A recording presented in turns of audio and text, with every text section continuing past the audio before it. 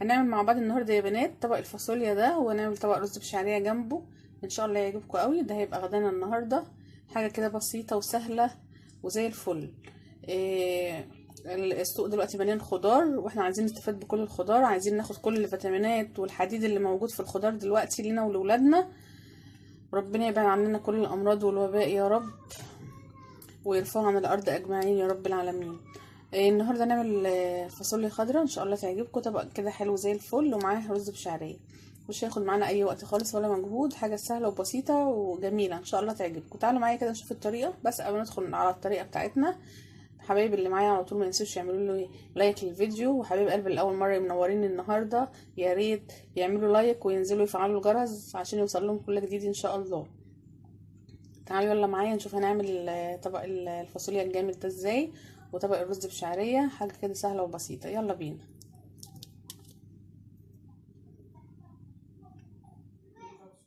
السلام عليكم ورحمه الله وبركاته. ازيكم يا حبايبي؟ يا رب تكونوا بخير كلكم وبصحه كويسه. عاملين ايه؟ كل سنه وانتم بالف خير. حبايبي احنا النهارده نعمل الخضار طبعا في السوق زي الفل اليومين دول، وحلو جدا جدا جدا. هنعمل النهارده مع بعض شويه فاصوليا كده خضراء، وهنعمل شويه رز بشعريه زي الفل، ان شاء الله يعجبوكم ويبقوا سهلين عليكم جدا. انا عندي هنا طماطم، طبعا هي كانت في الفريزر، عندي فاصوليا، عندي بصلايه كبيره كده متقطعه، عندي فصين 2 توم بس، عندي 1 مكعب مرق، عندي رشه فلفل اسمر ورشه ملح عشان الشوربه بتاعتي على البوتاجاز فيها طبعا هتبقى طبعا مملحه. بعد ما اللحمه بتستوي او تخش على السوا تقرب كده تبقى نص سوا، بنحط لها الملح بتاعها. تمام كده. فانا حاطه ملح بسيط علشان الشرب. تمام. وعندي هنا عندي الرز بتاعي اللي هعمله، وعندي شويه شعريه. تمام. هرجع على البوتاجاز بتاعنا، عندنا في حله فيها سمنه، معلقتين 2 سمنه. نبدا نعمل ايه؟ نبدا نعمل الصلصه بتاعه الفاصوليا الاول حاجه. ماشي. عقبال اللحمه ما تستوي يكون الصلصه بتاعتنا خلصت. احنا بنسوي اللحمه نص سوا، وبعدين بنحطها النص التاني تستوي مع الخضار بتاعنا. تمام كده. يلا بينا نشوف هنعمل ايه مع بعض. حبايبي ادي السمنه، معلقتين السمنه بتوعي في الحله اهيت، وادي اللحمه بتاعتي بتستوي زي ما قلت لكم. تمام كده. انا عقبال ما اللحمه تستوي يكون احنا عملنا الصلصه، وايه عشان ما نضيعش وقت. عندي هنا معلقتين السمنه بتوعي هما، نحط عليهم البصلايه. الفاصوليا انا مش بحط عليها بهارات كتير ولا توابل ولا اي حاجه يعني مش هي بحب طعمها، هي الفلفل والملح حلوين قوي، وواحده مكعب المرق. تمام التمام يعني، علشان طعمها بيبقى كده كده حلو مسكره. اليومين دول كل الخضره بصراحه حلوه جدا ومسكره وجميله قوي قوي قوي. فاحنا بقى بنستغل الوقت اللي فيه الخضره الكتير ده، ونعمل دايما خضره عشان الولاد طبعا، ونقوي المناعه بتاعتهم ويستفيدوا بكل البروتينات والكالسيوم وكل حاجه في الخضروات اللي موجوده. فانا مش هحط بهارات كتير ولا اي حاجه، هي مش بتحتاج اصلا بهارات ولا اي حاجه، هو بس كفايه قوي الفلفل والملح وواحد مكعب المرق. وعندي في الشوربه بتاعتي حاجه طبعا الحبهان واللوري، فطبعا مش محتاجه اي حاجه تاني. تمام كده. هتبقى زي الفل ان شاء الله يعني. بس كده انا هسكر البصلايه بتاعتي دي علشان ما تضيعش وقتكم برضو، وارجع لكم تاني عشان ما اطولش عليكم الفيديو. تمام كده.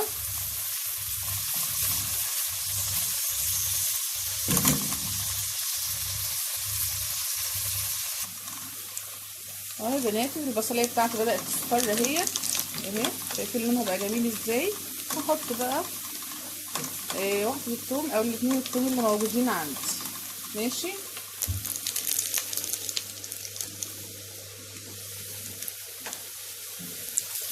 حطيت فصين الثوم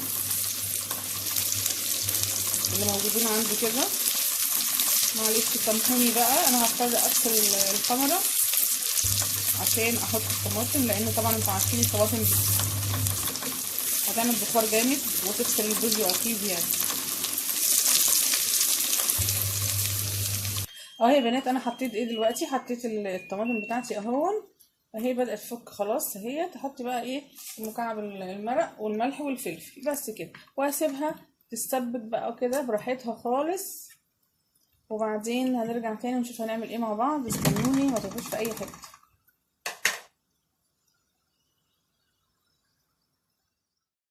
اهي يا بنات ادي الصلصه بتاعتي خلاص اهي بدات تتسبك اهي خلاص. وعندي بقى حطيت الحله بتاعتي، حطيت فيها 4 معالق زيت كبار كده ومعلقه سمنه كبيره برضه. تمام كده. هنبدا نعمل الرز. نحط الشعريه اهوت، هنحمر الشعريه بتاعتنا زي ما تحبي بقى، اللون اللي تحبيه حمريها، اللون اللي تحبيه. ايدك طبعا في الشعريه علشان الشعريه ما تبقاش حبايه وحبايه كده، لا تبقى تتحمص كلها زي بعضها، ايدك فيها. تمام.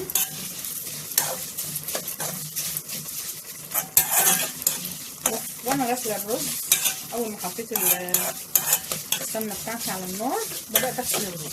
تمام كده.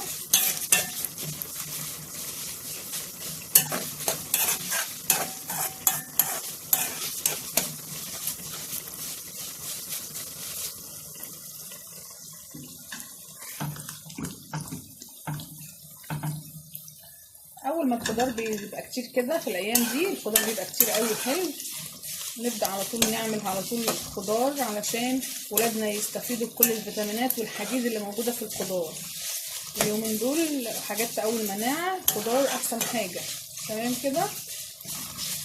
وربنا يكفينا ويكفيكم يا رب شر الوباء ده يا رب، ويرفعه من الارض يا رب، امين يا رب العالمين.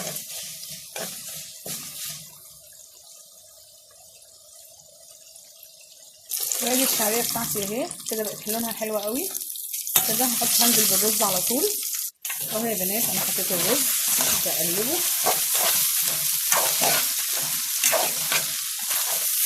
انا بحب لون الشعريه غامق كده، انا بحبه كده بيبقى لونه حلو في الرز اهي.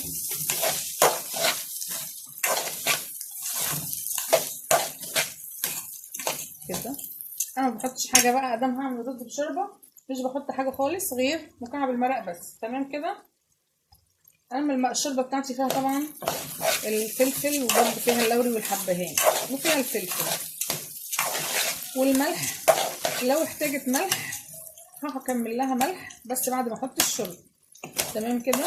باخد الرز الاول تشويحه كده كويسه، والشوربه بتاعتي طبعا سخنه وبتغلي،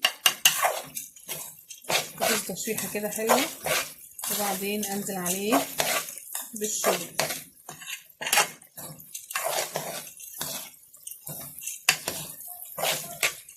اهم حاجه التغليفه دي في الرز علشان الرز بتاعك يطلع مفلفل وحلو. تمام كده. لما اجي احط الشوربه طبعا هغسل الكاميرا اكيد يعني علشان ما تبهدلش الكاميرا معايا يعني.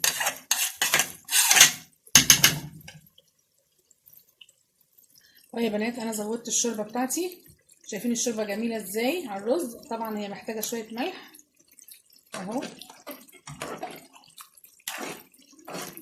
بس كده زي الفل كده. الرز بتاعنا اهو. طبعا انتوا عارفين الرز المصري ازاي بيتزود، كوبايه رز قصادها كوبايه ميه. تمام كده. هعمل ايه بقى تاني؟ نغطي الرز ونسيبه بقى خلاص. هعمل ايه تاني هنا؟ عندي هنا بصوا التسبيكه بتاعتي بقت زي الفل جميله اهي. انا مش هزود شوربه ولا اي حاجه، انا بحط الخضار بتاعي الاول. انا اي خضار على فكره بحب اعمله كده، ما بحطش شوربه ولا اي حاجه غير لما ازود الخضار بتاعي. احط الخضار بتاعي في التسبيكه كده ويتسبك كده ويشرب من التسبيكه. انا بحب احطه واخليه يشرب من التسبيكه كده قبل ما احط عليه اي شوربه خالص ولا ميه. تمام كده. بقلبها كام تقليبه بقى مع التسبيكه دي. انا بحب اعمل الخضار كده بيبقى طعمه حلو ومسكر وجميل اهو. اقلبهم كام تقليبه كده مع بعض وبعدين اجيب اللحمه بتاعتي واجيب الشوربه. ماشي.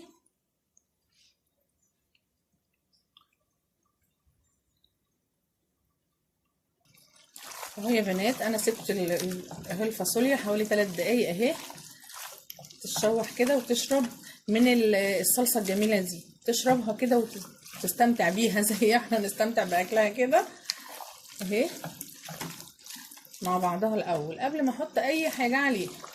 انا بحب اعمل كده، تبقى حلوه قوي. ابدا بقى انزل بالشوربه بتاعتي عليها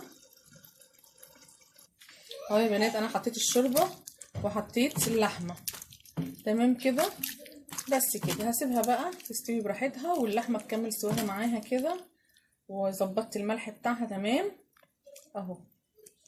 بس كده هنسيبها بقى تستوي، والرز بتاعنا كمان خلاص انا وطيت عليه، هيبقى زي الفل هو كمان. واشوفكم ان شاء الله اول ما الاكل ده يخلص واقدمه لكم باذن الله، يعجبكم جدا. استنوني ما تروحوش في اي حته.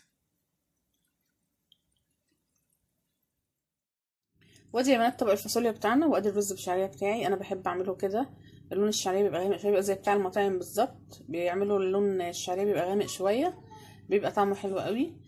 يا رب يكون فيديو النهارده عجبكم ويكون عند حسن ظنكم. ولو كان فيديو النهارده عجبكم ما تنسونيش في الشير واللايك، واشوفكم ان شاء الله في فيديو جديد. والسلام عليكم ورحمه الله وبركاته.